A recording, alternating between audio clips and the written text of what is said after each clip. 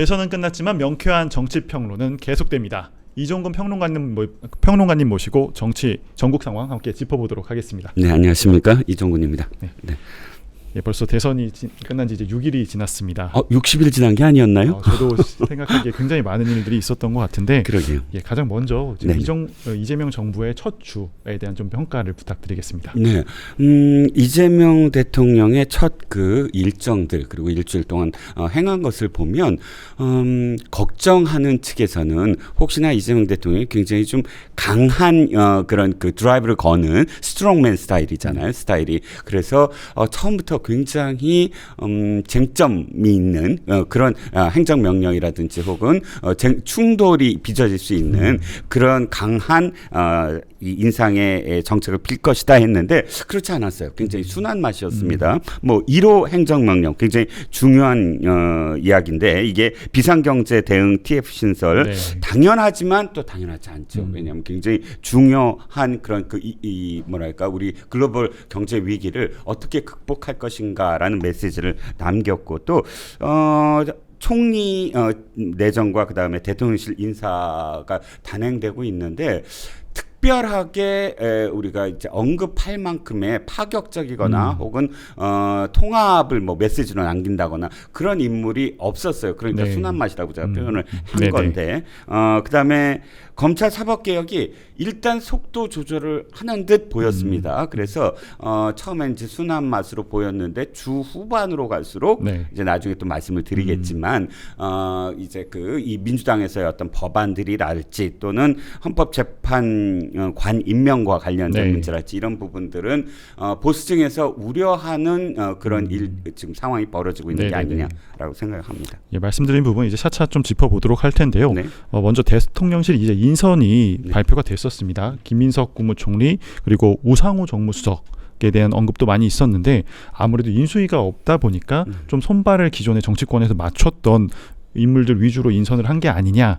그렇다 보니까 좀 깜짝 인사나 좀 탕평 인사가 좀 덜한 것 아니냐라는 평가도 있는데 이 인선에 대해서 좀 눈에 띄는 부분이 있으셨나요? 그런데 그건 사실 좀 그 해명은 네. 받아들이기 좀 뭐합니다. 왜냐하면 김승덕 칼럼 있죠. 네. 뭐 동아일보가 자랑하는 예. 김승덕 칼럼에 4월 23일자 제목을 제가 한번 얘기해 볼게요. 이재명 신뢰 리스크 깨려면 섀도우 캐비닛 공개하라 이런 내용이에요. 네. 당시에 이제 여러 가지 어떤 그런 이 논란과 공방이 이뤄지니까 김승덕 칼럼니스트가 섀도우 캐비닛 얘기를 했어요. 아니 지금 예비내각을 계속 네. 구성한다고 했는데 그걸 미리 밝히면 훨씬 안정적인 그런 시각으로 이재명 후보를 바라볼 수 있지 않겠느냐라고 네. 이야기한 겁니다. 이 제목을 왜 갖고 왔냐면 섀도우 캐비닛을 이미 민주당이 오래 전부터 공개적으로 우린 이렇게 준비하고 있다라고 얘기했다는 거예요. 그 전에 그러니까 2024년 9월 달에도 이재명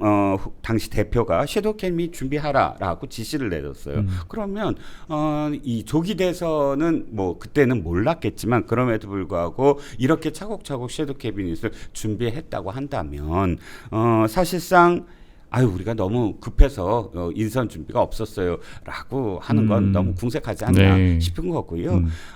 또 2개월 이상, 그러니까 지금 6월 달에 계엄을 선포하고 그 다음부터 진행되는 어떤 속도로 보면 한 6개월 걸렸지만 그 6개월이라는 시각이 짧으면 짧고 길면 길어요. 제가 기억할 때 짧게 말씀드리고 싶은 게 김영삼 후보 시절에 김영삼 대통령이 후보 시절에 모 보좌관이 그걸 얘기했어요. 앞으로 한 6개월 이상 7개월 정도 남았는데 선거일이 네. 7개월 남았는데 우리가 인수위 준비부터 먼저 해야 된다. 그러니까 갑작스럽게 그때부터 인수위해서 무슨 인사 준비하지 말고 인사 검증과 정책 검증을 지금부터 하자 해서 김영삼 후보가 당시에 이거 너무 빠르지 않느냐. 만약에 그게 밖으로 드러나면 김치국 마시고 있냐라는 네. 비판 듣는다 했는데 그 보좌관이 그걸 설득해냈어요. 굉장히 이건 세밀하고 정밀하게 해야 된다. 네, 네, 나중에 네. 인수위 때 비판받고 정부 출범해서 발목 잡히면 그다음에 하고 싶은 걸 못한다. 이렇게 해서 그때 이미 그 섀도우로 그런 모든 것들을 준비했었거든요. 그렇기 때문에 보다 지금 섀도우 캐비닛을 먼저 얘기했던 민주당이 지금은 준비가 안 됐다라고 얘기하는 앞뒤가 좀 안 맞는 게 아니냐라는 네. 겁니다. 뭐 여러 인사 중에 또 오광수 변호사를 이제 민정수석에 임명한 부분 또 굉장히 좀 뭐 민주당 내에서도 좀 얘기가 나오고 했었는데 뭐 윤 전 대통령과 같은 특수부 라인이다. 그 여권 내부에서 그런 비토 분위기의 여러 이유 중에 하나였는데 이 인선에 대해서는 좀 어떻게 보셨나요? 일단 지금 특수부면 무조건 나쁘다. 검찰은 무조건 나쁘다. 검찰 개혁의 걸림돌이다라는 프레임을 오래전부터 민주당이 갖고 있었잖아요. 네. 근데 과연 그럴까를 좀 지켜봐야, 그러니까 좀 들여다봐야 됩니다. 오광수 지금 그 변호사는 내정자는 언제 그만뒀냐면 2015년도에 그만둬요. 그러니까 처음 시작은 윤석열 대통령보다 빨랐어요. 네. 그러니까 나이는 똑같은데 이쪽이 사법연수 18기고 윤석열 대통령이 23기예요. 5년차 선배는 네. 어마어마한 네. 기수 차이잖아요.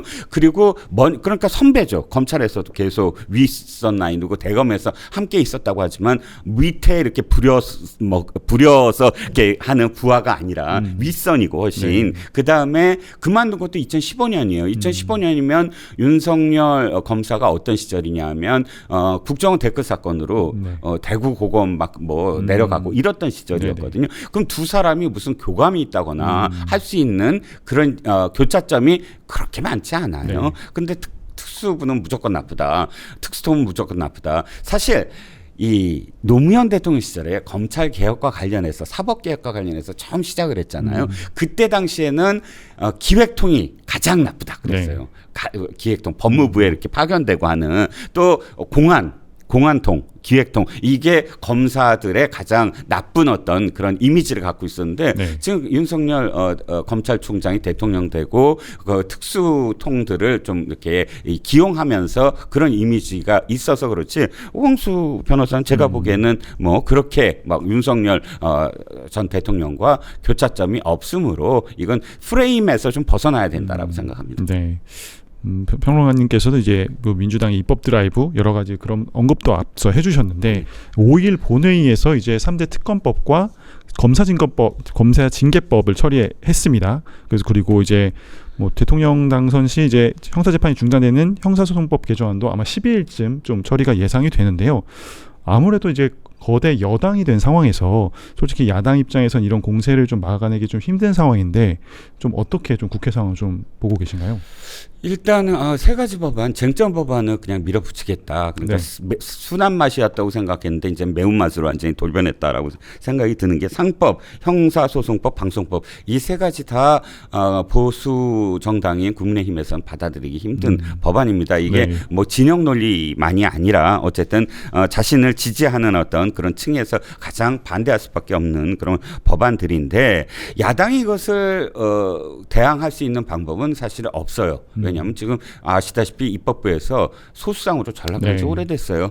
그런데 한 가지 있긴 있죠. 국민 지지, 국민 여론. 아니 여당이 아무리 그래도 지금 그 행정부와 입법부의 다수 권력을 이렇게 행사해서는 돼라고 여론이 네. 또 국민들이 그렇게 질타하기 시작하면 사실 눈치를 볼 수밖에 없거든요. 또 5년 단임제니까 네. 이 단임제의 또 한계가 뭐냐 하면 안에서 내가 지금 계속 그 정치 생활을 해야 되는데 이 정부와 함께 할 수는 없다라는 시점부터 사실은 그게 국민 여론을 의식할 수밖에 없고 물론 정권의 시작이니까 아직은 그런 뭐 조짐은 없지만 그래서 이게 중요한 건 야당이 빨리 자신들의 어떤 그런 권력 재정비를 빨리 끝내야 됩니다. 그리고 우리가 이렇게 바뀌었습니다. 우리가 이렇게 개혁할 겁니다라고 국민을 설득하고 그래서 이런 거를 반대합니다라는 논리가 이어져야 되는데 지금 야당이 정비하기 전에 이런 그 법안들이 나오기 시작하고 그래서 야당이 이제 아마 반대를 할 겁니다. 네. 하지만 이미 우리 한 3년 동안 지켜봤던 게 국민의힘의 반대는 똑같아요. 아시다시피 지금 법사위에서 항의하다가 뛰쳐나가고 네. 본회의 이제 시작하자마자 뛰쳐나가고 그거는 이미 국민들한테 야당의 어떤 반대가 어필할 수 있는 어떤 상황이 아니다. 그래서 결국은 뭐 순서상 야당이 빨리 전당대회 등 아니면 뭐 어떤 상황 어떤 과정을 통해서든 빨리 재정비를 해야 된다라고 네. 생각합니다. 대통령실에서 이제 헌법재판관 그 새로운 후보군을 좀 압축을 해서 지금 3명이 좀 알려져 있는데 그 중에 이제 이승엽 변호사 같은 경우는 이재명 대통령의 과거 사건 변호를 맡았던 사람이긴 합니다. 그래서 일각에서는 이해충돌 논란이 있는 상황인데 이 부분에 대해서는 좀 어떻게 보고 계신가요? 두 가지입니다. 이해충돌과 보훈 인사 이겁니다. 이해충돌이라는 측면에서는 세 가지죠. 하나는 헌법 84조를 어떻게 해석하느냐. 지금 이게 양분돼 있잖아요. 거의 뭐 팽팽하게 보입니다. 제가 보기에는. 왜냐하면 진보 언론에서는 그거 다 포함된다. 형사소추와 그러니까 형사소추를 받지 아니한다의 소추는 재판까지 포함한다라고 하는 학자들만 거의 인터뷰하고 보수 언론에서는 이 소추는 기소만 얘기죠. 어떻게 재판이냐라는 학자들 얘기만 거의 또 이렇게 담아내니까 이거야말로 공론이 좀 필요하거든요. 당장 어떤 사람의 이 형사 리스크 재판 리스크를 면하기 위해서 이런 어떤 헌법을 해석하게 만든다. 이건 아닐 것 같고요. 또 형사재판 정지와 관련된 형사법 개정안이나 혹은 뭐 선거법과 관련된 헌법소원이나 이런 헌법재판소에서 계속 이 결정을 내려야 될 일들이 이재명 대통령에 관련된 일들이 한두 가지가 아닙니다. 네. 또 한 가지가 이런 이야기까지 나와요. 6년 임기잖아요. 네. 그런데 대통령 임기보다 1년을 더합니다. 그러면 지금 그런 이 법도 생각하고 있다는 거 아닙니까? 사심제. 그러니까 대법원이 만약에 이재명 대통령과 관련된 거를 재판 중지더라도 대통령이 그만둔 다음에 바로 대법원까지 가서 확정 판결했는데 헌재에서 그것을 다시 들여다 볼 수 있게 재판 소원을 한다 하면 지금 헌법재판소가 만약에 이재명 대통령과 가까운 사람들이 있다면 그것까지도 염두에 두는 게 아니냐. 이런 이해충돌과 마지막으로는 보훈이죠. 지금 아시다시피 5명의 민주당 의원들, 양분당 의원을 비롯해서 박균택 의원을 비롯해서 2명은 이재명 대통령의 변호를 맡았고 3명은 정진상 씨, 김용 씨의 변호를 맡았던 사람들이 전부 공천을 받지 않았습니까? 네. 그때도 말이 많았는데 지금은 헌법재판관이잖아요. 그러니까 이 문제와 관련돼서는 이재명 대통령이 다시 좀 고민을 하셔야 될 걸로 봅니다. 어쨌든 인사 관련해서 계속 논의가 진행되는 상황이라고 하니 이 관련된 이야기는 계속 나올 걸로 예상이 되고요. 다음은 이제 이재명 대통령의 G7 정상회의 초청 그리고 이제 참석하기로 발표를 했는데 취임한 지 2주도 안 된 상황에서 15일부터 이제 17일 캐나다를 방문할 예정이라고 합니다.